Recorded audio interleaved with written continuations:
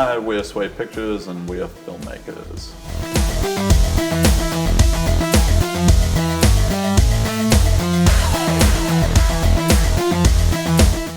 The reason why we got into film, probably for the most part, was just looking at it and going, you know what, I could do that.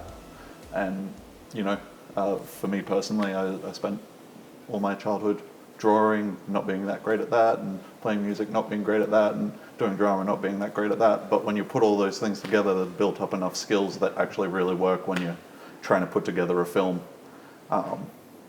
So Dean Law, usually he's the writer and director of most of our films, so he comes to Brenton and myself with an idea, and it's usually a really strong, great idea. And then we work off that a little bit, and then he starts scripting.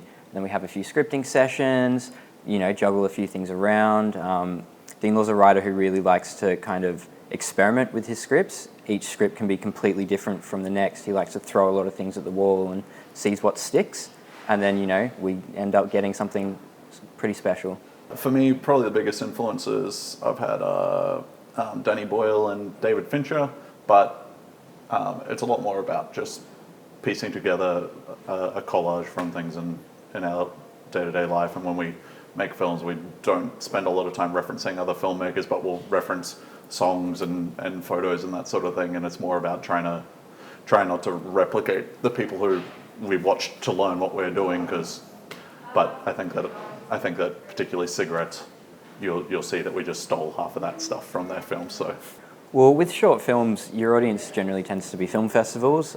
It's the best circuit for making short films, so you want to make a film that hopefully will do well in the festival circuit. You know, films that don't dumb it down to the audience, because most of the people who go and see a film at a festival actually have quite a good film knowledge. Yeah, very film literate. Yeah.